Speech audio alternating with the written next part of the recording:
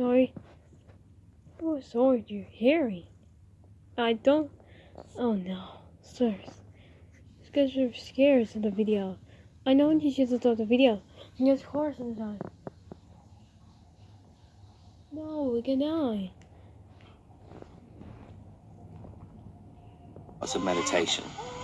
It's what's sometimes called the dark side of the mind. These are the thoughts and fantasies that we'd rather didn't appear in the mind. Whether they're exciting, violent, vengeful, or maybe even sadistic in nature. We might think we shouldn't be experiencing them. But these thoughts are perfectly natural, and there's obviously no need to act on them. But why do they seem to appear more often once we begin to meditate? Well, typically, we go through our day with quite a heavy filter on the mind, blocking out these thoughts that we don't like, either habitually or intentionally. When we block them out habitually, we're unaware that it's even taking place. We're just so caught up in our day-to-day thinking. But by meditating, we're creating more space in the mind. So it's not that there are more of these thoughts, we just see them more clearly. But when we're blocking them out intentionally, we already see the thoughts clearly, but we're resisting them, perhaps fearful of what they say about us as a person. But what meditation shows us is that we're not our thoughts, so there's no need to judge them, to identify with them. We see that they don't make us a mean person, a terrible person, a twisted person. And it's through this process that we discover peace of mind, allowing thoughts to come and go, at ease with the mind, exactly as it is. It's quite normal when we start to meditate for the mind to jump around all over the place. We might find it tends to chase after all the little things, to be constantly moving about, from the present to the past to the future, in fact, to rarely be still at all. Fortunately, the mind can be tamed, not by forcing it to stop or trying to make it sit still. We don't want to trap it. That would just stir it up and create even more movement. But by training the mind, having an awareness of when our attention has wandered off, and gently bringing it back with a kind and friendly hand. In this way, the mind slowly becomes a little less restless. It also becomes more comfortable with this idea of sitting still. In fact, it might even come to enjoy it. This analogy for the mind has been around for thousands of years. Thankfully, so is the knowledge that, with time and practice, we can learn to train this monkey. Imagine you're walking down a street. It's a street you know well, maybe one you walk down every single day. But you're so caught up in your own thinking, wondering what you're going to have for lunch, thinking back to a conversation you had earlier, that you end up falling down a hole. Now, at the bottom of this hole, you find yourself thinking, how did I end up here? Worse yet, the next day, you do the exact same thing. And then again, the next day. It may not sound like an especially cheerful idea, but as an analogy for the mind, it's really helpful. Because so often, we follow the same habits of mind, over and over again.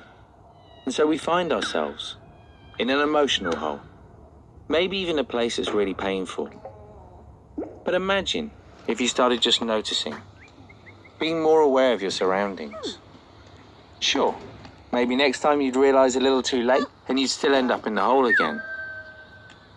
But maybe the time after that, you'd notice the hole and choose to walk around it instead.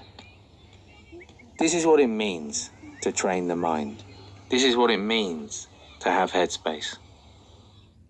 Imagine a bright blue sky stretching off into the distance. Feels pretty good, right? This is a perfect metaphor for the mind, a blank canvas on which thoughts, feelings, and experiences appear. Okay, so maybe there are just a few clouds, but they tend not to bother us or distract us too much, especially if they're the cute little fluffy variety. This is how the mind appears when it's calm, bright, serene, and happy. But life isn't always easy. Sometimes there are a lot more clouds in the sky. Sometimes it might be the dark and stormy variety. Occasionally, we might even begin to wonder if a hurricane's on the way. It gets to the point that it's hard to think of anything else. In fact, sometimes we get so obsessed by the clouds that we forget about the blue sky altogether. But it's still there. Every time you're in a plane and you fly through the clouds, there it is, right? Without fail, blue sky. It's easy to forget that what we're looking for is already here. And that's why we need reminding. We're always taught, the more effort we put in, the more we'll get out of life. But of course this isn't always true. Take falling asleep, for example. You can prepare in the right way, put yourself in the right position, and get yourself comfortable. But after that, well, you can't force it to happen, right? In fact, it works exactly the other way around. The harder you try, the less sleepy you become. It's only when we stop trying that we finally let go and drift off. And before we know it, we're waking up the next morning, feeling refreshed, relaxed, after a good night's sleep. And it's a very similar story when we're training the mind. I think a nice metaphor for this is the idea of taming a wild horse. If you look at how a wild horse is tamed, rather than pinning it down in one place, the horse is led out on a very long rope and put in a big open spacious field. The horse runs around feeling like it's got all the space in the world. But very slowly, the rope's pulled in, and the horse adjusts to this feeling until it comes to a natural place of rest. And we're looking to do just the same thing with the mind in meditation. Not trying to pin it down in one place, but bringing it to a natural place of rest. So let go of any idea of needing to achieve something or get somewhere, and instead, enjoy the opportunity to sit back, relax, and be present in the world. Training the mind is often quite different to how people imagine it to be. Maybe they have an idea it's about stopping thoughts or eliminating feelings, but the reality is a bit different. An easy way to think of it is to imagine yourself sitting on the side of a busy road, the passing cars representing the thoughts and the feelings. All you have to do is to sit there and watch the cars. Sounds easy, right? But what usually happens is that we feel a bit unsettled by the movement of the traffic. So we run out into the road and try and stop the cars, or maybe even chase after a few, forgetting that the idea was to just sit here. And of course, all of this running around only adds to the feeling of restlessness in the mind. So training the mind is about changing our relationship with the passing thoughts and feelings, learning how to view them with a little more perspective. And when we do this, we naturally find a place of calm. Will we sometimes forget the idea of the exercise and become distracted? Of course we will. But as soon as we remember, here we are, back on the side of the road again, just watching the traffic go by, perfectly at ease in both body and mind. It might sound strange, but a really useful analogy for meditation practice is an elephant. Often in life we want to get everything done as quickly as possible. But when it comes to learning, that's maybe not the most skillful approach. If you think about an elephant and the way that it moves, there's something really majestic about it. It's steady, it's slow, but it keeps moving forward. And with meditation, it's about regular, consistent practice, just showing up time and time again. Just like our elephant, it might be walking along a very It's a flat Marco. surface, might be It's walking not up a hill or down a hill. It might be passing through a clear open space or a dense sticky jungle. The elephant doesn't really mind.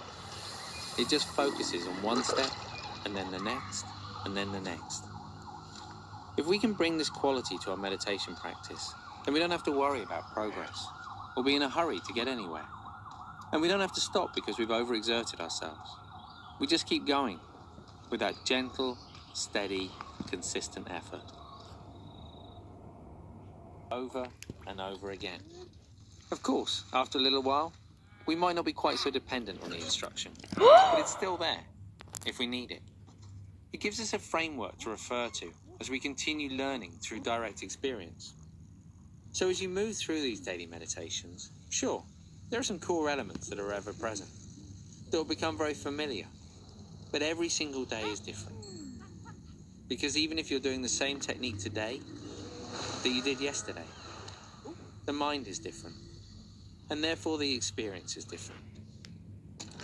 So as much as possible, approach each day lightly, as though it's the very first time you've witnessed a mine. If you can maintain this sense of playfulness and curiosity, then there'll always be something new to learn.